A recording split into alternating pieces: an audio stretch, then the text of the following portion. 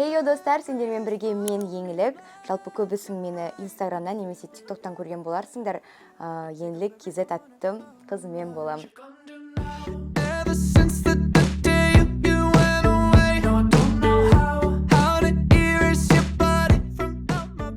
Жалпы биыл мен бірінші курс студентімін. Қазақ ұлттық өнер университетінде актриса мамандығында оқимын.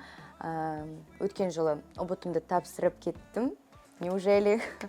Енді бүгін сендерге осы ұбыт жайлы өзімнің дайындығымды, қалай түскенімді сол туралы қысқаша айтып бергім келеді.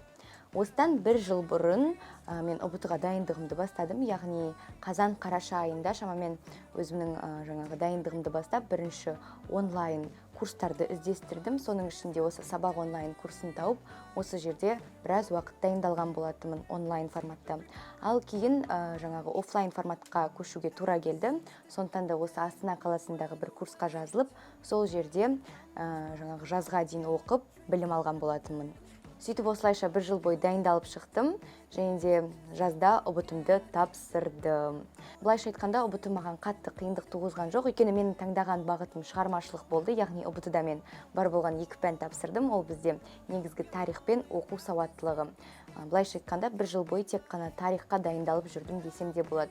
Көптеген даталарды жаттап, термин, теория нәрселердің барлығын жаттап, сөйтіп уақытымды өткіздім. Және де аса қатты қиыншылық туғызған жоқ.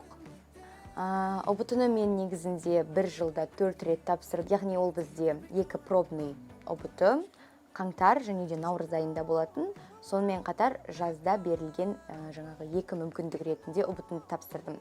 Жаздың бастапқы айында және де соңына қарай тапсырдым. Сөйтіп 2 пән бойынша ұбытымды тапсырдым. Бізде шекті балл 35 болды. Мен 35-тің 28 балын жинадым. Сөйтіп сол балды жинағаннан кейін келесі өзімнің шығармашылық емтихандарыма өттім.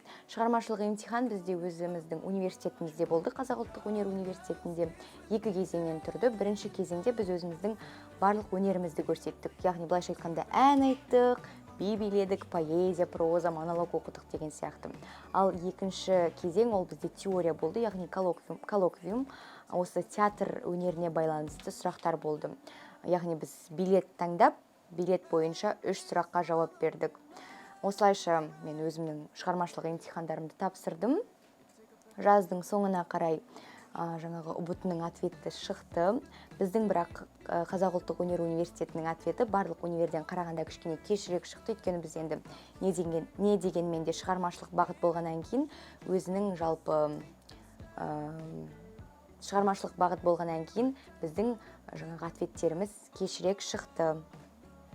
Сөйтіп мен өзімді гранттар тізімінің ішінен көріп, бірінші көрген кезде шынымды айтсам сенбедім, өйткені қорқыныш болды, бір жыл бойы дайындалдым, барлығын көз алдында осылай елестетіп шықтымда, шынымен де грантқа түстім ба деп бүйтіп тұрып қалдым негізінде. Потом только маған өзімнің есіме жетті, то, что менің грантқа түсіп, неужели бірінші курстың студенті атанғаным. Қатты қуандым, отбасымызбен, ата-анаммен барлығымыз қуандық. Сол кезде мен өзім негізінде Өскеменде болғам. Әжемнің қолында барлық туыстарым, әжем, тәтелерім сол жерде айғайлап, жылап, күліп, көптеген эмоцияларды басымыздан өткіздік десек те болады. Осылайша менің ұбытыға деген дайындығым осылай болды, қысқа да әрі нұсқа. Мен қатты қиналған жоқпын, себебі шынымен де шығармашылық бағыты таңдаған балалар ұбытыдан көп қинала бермейді негізінде. Ең бастысы тарих оқыңдар, өйткені тарих ол ең маңызды нәрселердің бірі. Ал ұбытыда 5 пән тапсыратын достарыма айтарым, тарих болсын, оқу сауаттылығы, математикалық сауаттылық, таңдаған 2 пәндерінің барлығына бір жыл бойы дайындалыңдар. Ұбытыға 2-3 күн қалған кезде дайындалу ол өте қате нәрселердің бірі. Барлықтарыңа сәттілік, сендермен бірге болған мен Еңілік, және де сабақ онлайн.